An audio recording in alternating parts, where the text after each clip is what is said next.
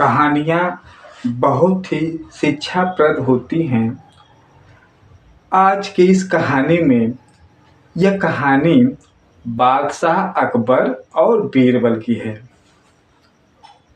एक दिन बादशाह ने बीरबल से कहा, बीरबल जाओ और नगर से 5 बेवकूफ़ पकड़ कर लाओ।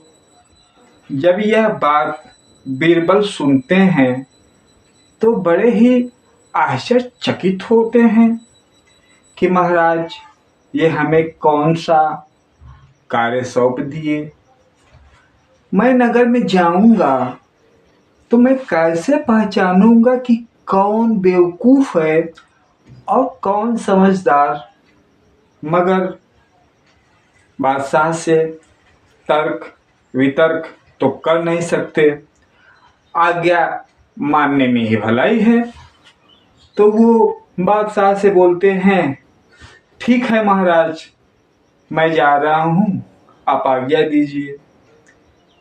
बादशाह आज्ञा देते हैं, बीरबल नगर में निकल लिए। अब जा रहे हैं, मन में विचार आ रहे हैं, कैसे मैं ढूंढूंगा कौन बेवकूफ़ है और कौन समझदार। तो चलते चलते देखते क्या है, एक आदमी गड्ढे में गिरा हुआ है, उसके दोनों पैर ऊपर हैं, वो पैरों को हिला रहा है और हाथ ऐसे किए हुए हैं। बीरबल उससे पूछते हैं, अरे भैया, ये गड्ढे में गिर गए हो और कैसे गिर गए और निकलते क्यों नहीं हो? वो बोलता है, मुझे घर से भेजा है मेरी पत्नी ने और इतना बड़ा हमें पर्दे का नाप दिया है, तो मैं बाजार जा रहा था पर्दा लेने के लिए और रास्ते में मैं फिसल गया, इस गड्ढे में गिर गया। तो बोलते हैं, तो हाथ को नीचे करके खड़े हो जाओ ना, निकल जाओ। वो बोलता है, क्या मैं बेवकूफ़ हूँ क्या? मैं हाथ को जमीन पे रखूँगा तो ये पर्दे का आकार है, ये बिगड़ नहीं जाएगा? तो बीरबल कहते हैं, ठीक है, अच्छी बात है, बादशाह के दरबार में आ जाना। और कहकर वहाँ से चलते बने। इसके बाद एक बेवकूफ़ मिला, अब बचे हैं 4 बेवकूफ़। अब जा रहे हैं, आगे बढ़ने पे देख रहे हैं कि लालटेन जल रहा है खंभे में और एक व्यक्ति लालटेन की रोशनी में कुछ खोज रहा है।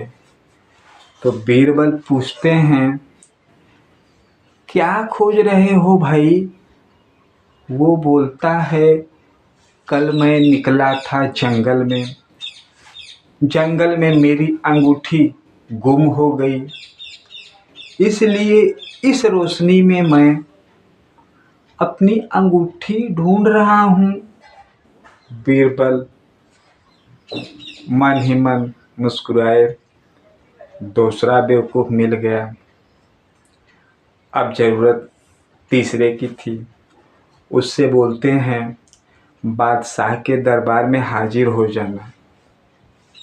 वहाँ से चल दिए। अब फिर तीसरा बेवकूफ़ कैसे मिले? तो देखते हैं, एक व्यक्ति गधे पे बैठ के जा रहा है और सर पे एक गठरी ऐसे लिए है, अब पकड़े हुए है।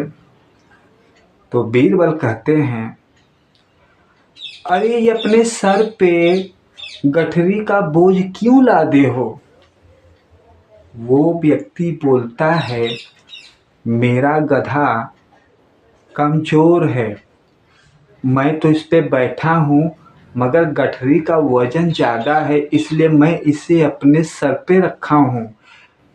इस गठरी को गधे पे रखूँगा तो मेरा गधा मर नहीं जाएगा।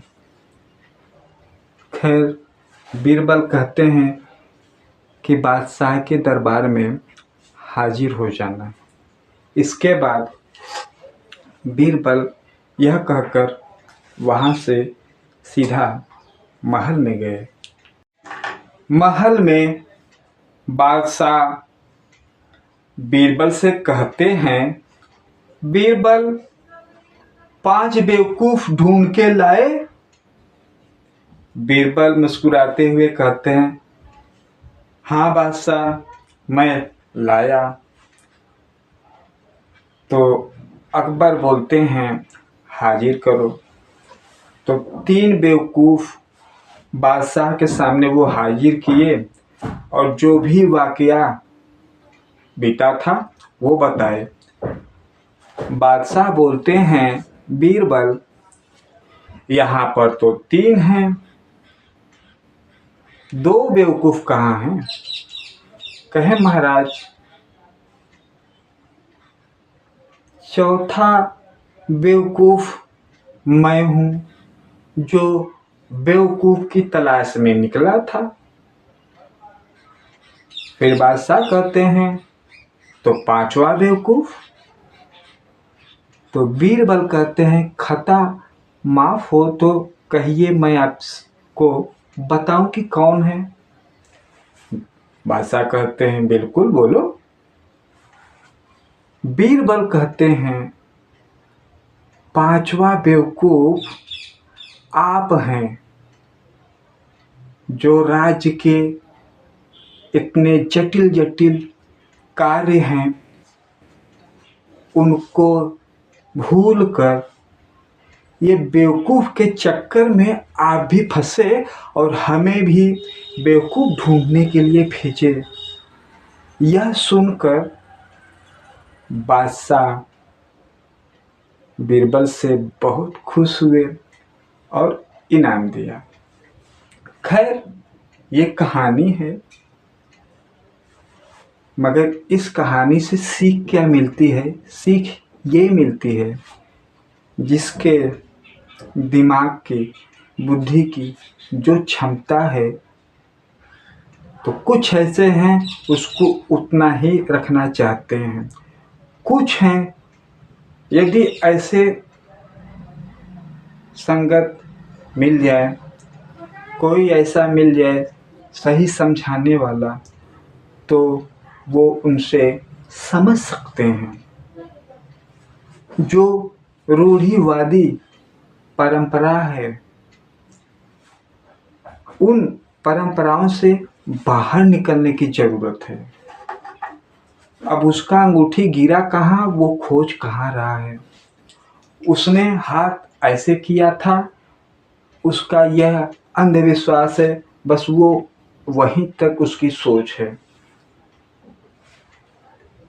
इसी प्रकार हमें कुछ सीखने का अवसर मिले तो हमें रूढ़िवादी बातों से हटकर कुछ सीखना चाहिए, कुछ समझना चाहिए।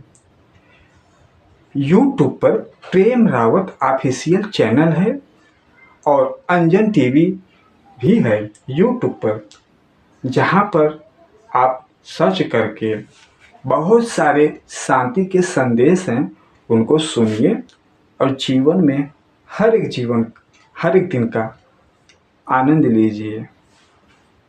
वीडियो कैसा लगा आप लोगों को?